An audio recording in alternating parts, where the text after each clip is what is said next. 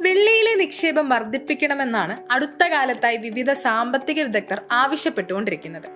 ഇപ്പോഴിതാ പ്രശസ്ത നിക്ഷേപകനും എഴുത്തുകാരനുമായ റിം ജോർജേസും ഇതേ അഭിപ്രായം പങ്കുവെച്ച് മുന്നോട്ട് വന്നിരിക്കുകയാണ്. സ്വർണവും വെള്ളിയും തന്റെ കൈവശം നിലനിർത്തുമെന്നും അവ തന്റെ കുട്ടികൾക്കായുള്ള സമ്പത്തിന്റെ പൈതൃകമായി കണക്കാക്കുന്നുവെന്നുമാണ് അദ്ദേഹം അഭിപ്രായപ്പെടുന്നത്.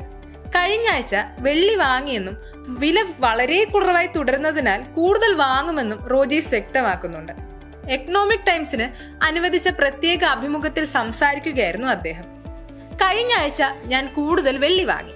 വെള്ളിയുടെ വില കുറഞ്ഞു തുടർന്നതിനാൽ ഞാൻ കൂടുതൽ വാങ്ങും എന്നാണ് റോജേസിനെ ഉദ്ധരിച്ച് എക്കണോമിക്സ് ടൈംസ് റിപ്പോർട്ട് ചെയ്യുന്നത്. സ്വർണം തന്റെ കൈവശമുണ്ടെങ്കിലും സ്വർണത്തിന്റെ വില ഇപ്പോൾ ഉയർന്നതിനാൽ വെള്ളി വാങ്ങുന്നത് കൂടുതൽ ആകർഷകമാണ് എന്നതാണ് അദ്ദേഹം വ്യക്തമായി പറയുന്ന ഒരു കാര്യം. എന്റെ കൈവശം സ്വർണമുണ്ട്, പക്ഷെ ഞാനിപ്പോ സ്വർണം വാങ്ങുന്നില്ല, വെള്ളിയാണ് കൂടുതലായി വാങ്ങുന്നത്. അതിന്റെ കാരണം അദ്ദേഹം വളരെ വ്യക്തമായി പറയുന്നുണ്ട്. അതിന്റെ കാരണം മറ്റൊന്നുമല്ല, അതിന്റെ വില കുറഞ്ഞിരിക്കുന്നു എന്നതാണ്. സ്വർണത്തിൻ്റെത് അങ്ങനെയല്ല. തന്റെ കുട്ടികൾ ഒരു ദിവസം എന്റെ വെള്ളിയും സ്വർണവും സ്വന്തമാക്കുമെന്നും അദ്ദേഹം പ്രതീക്ഷിക്കുന്നുവെന്നും അത് അവർക്കുള്ള വലിയ നിക്ഷേപമായിരിക്കുമെന്നും അദ്ദേഹം വിശദീകരിക്കുന്നുണ്ട്. പണപ്പെരുപ്പത്തിനും വിപണിയിലെ അനിശ്ചിതത്തിനുമെതിരെ ഒരു സുരക്ഷാ കവചമാണ് പരിചയസമ്പന്നരായ നിക്ഷേപകർ വെള്ളിയെ കാണുന്നത്. അത് നമുക്കാർക്കും അറിയാഞ്ഞിട്ടാണ് കേട്ടോ.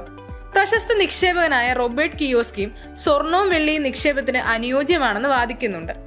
സ്വർണത്തെ അപേക്ഷിച്ച് വെള്ളി താരതമ്യേന താങ്ങാനാവുന്ന വിലയുള്ളതും വിപണിയിലെ ഏറ്റക്കുറച്ചിലുകൾ കണക്കാക്കി തന്ത്രപരമായി വാങ്ങാൻ അനുയോജ്യവുമാണ്.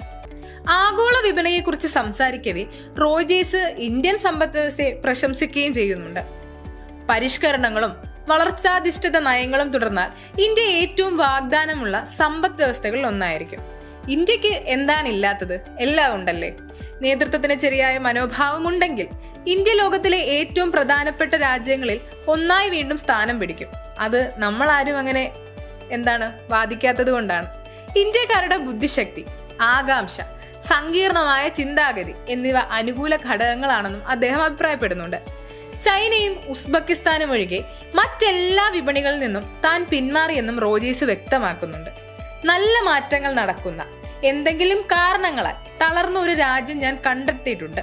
ഇന്ത്യൻ വിപണി താഴേക്ക് പോയാൽ താൻ വീണ്ടും ഇന്ത്യയിൽ നിക്ഷേപിക്കാൻ തയ്യാറാണെന്നും അദ്ദേഹം കൂട്ടിച്ചേർക്കുന്നുണ്ട്. നിലവിൽ $US കൈവശം വെച്ചിട്ടുണ്ടെങ്കിലും അമേരിക്കയുടെ ഈ വർദ്ധിച്ചു വരുന്ന കടബാധ്യതയെക്കുറിച്ച് റോജേസ് മുന്നറിയിപ്പ് നൽകുന്നുണ്ട്. അത് നമ്മൾ എല്ലാവരും മുന്നറിയിപ്പായിട്ട് കണക്കാക്കണം. അമേരിക്ക ചരിത്രത്തിലെ ഏറ്റവും വലിയ കടക്കാരനാണെന്ന് ഭാവിയിലെ ഭയാശങ്കയാൽ ഡോളർ ഉയർന്നതിനാൽ അത് വിറ്റഴിക്കാനാണ് തന്റെ പദ്ധതിയെന്നും അദ്ദേഹം വ്യക്തമാക്കുന്നുണ്ട്. എന്നാൽ $ന് പകരം മറ്റൊരു കറൻസി കണ്ടെത്താൻ കഴിയില്ലെന്നും അദ്ദേഹം ഈ ഒരു അവസരത്തിൽ കൂട്ടിച്ചേർക്കുന്നുണ്ട്. ഇതൊരു മുന്നറിയിപ്പായിട്ട് നമ്മൾ എല്ലാവരും കാണണം.